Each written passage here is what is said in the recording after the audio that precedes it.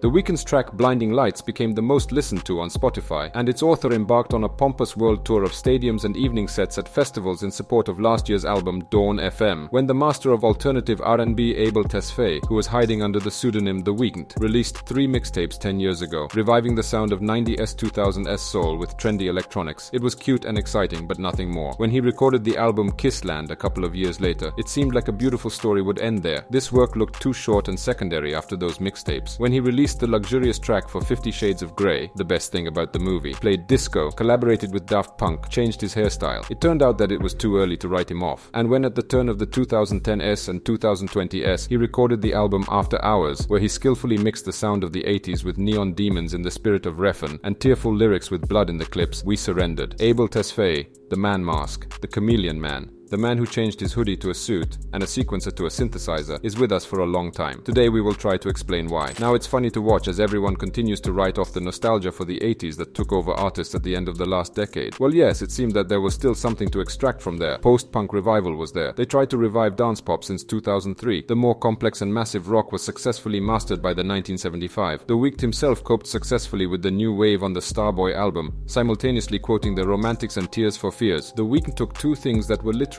close at hand and brought them to maximum perfection. The first is the hit Take On Me by a-ha, or rather the bouncy rhythm from there, as well as from a bunch of other songs of that era, for example Love Is a Battlefield by Pat Benatar. The fail-safe formula with practically breakbeat power played in new colors when the corrupt passion replaced the naive romanticism of Morten Harkett's group in the hit Blinding Lights.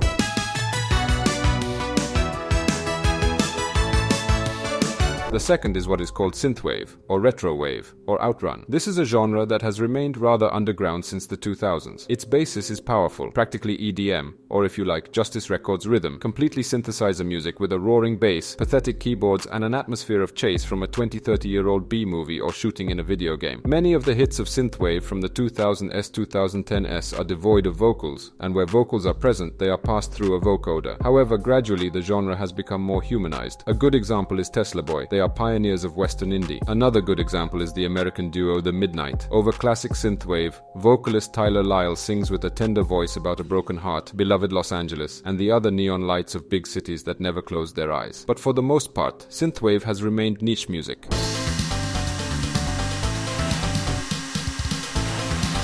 No less important for synthwave than the sound was the visual component. Where there is music from Carpenter's films, there are also Carpenter's films. Where the music seems to be from past computer games, there are also games with their bright colors, luxurious high-speed cars, and muscular world saviors. Finally, where there is music from Blade Runner, there is also the film itself with its picturesque dystopia, neon glow, eternal night, and endless rain under the mournful howl of a synthesizer. It is not surprising that retrowave broke into pop culture primarily not through music, but through other forms of art, film, or games. And he did it not entirely alone, and not only in the company of famous pop producers. On Save Your Tears, for example, he was assisted by Daniel Lopatin, aka Oneotrix Point Never, a pioneer of vaporwave, a style related to synthwave, which did not reinvent the sound of the 80s, but took it as is and ground it up, slowed it down, and distorted it.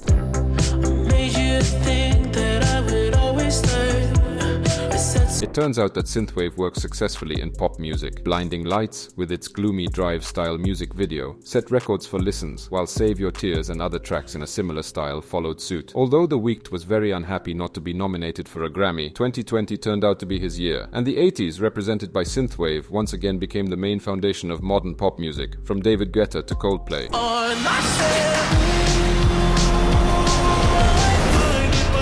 But Tesfaye, who was dealing with his own demons, decided not to stop at After Hours. His next album, Dawn FM, is a continuation of his immersion into the aesthetics of the past. This time, there is no garage or R&B, but rather live instruments and warm disco sounds breaking through the synthesizer cover, just a disco party on a fictional radio station, interrupted by monologues from the musician's friend actor Jim Carrey, and once again constructed with the help of Lopatin. The aesthetic is a party. If the world is on fire, you need to throw a party, and this party has to be the best on the planet. Dawn FM includes cozy soul, Italian disco vibes, synthwave, Tesfaye's voice experiments, and Carrey's soothing speeches, in which he plays the role of the middle-aged man sitting in the corner of the party with a strong drink, telling the shocked Zoomers the truth about life. Always sacrifice your love for more of the night. And here we come to ethics. What is this truth? I would like to refer back to Dawn FM. The truth is that there is light at the end of the tunnel for all of us. Dawn FM, the album by a pop star who has risen very high and is suspended before another shift in life's paradigm, is primarily about how to prepare for this shift, to see beauty in what was not seen before, to detach oneself like never before, and quoting Carrie, to achieve paradise in one's own head. Only in this way can it be achieved in reality. And it doesn't matter whether it's an earthly or metaphysical paradise or something else. If the dark hour is truly before dawn, then one must prepare well for that dawn. I saw the fire in your eyes. I saw the fire.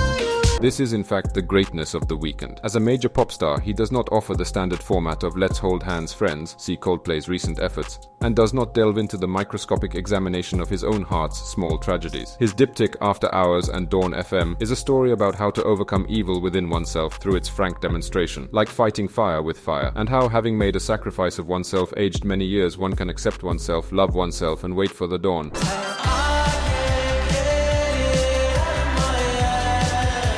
And what do you think? Has The Weeknd truly changed pop music forever? Write your opinion in the comments, like and subscribe to the channel. Bye for now.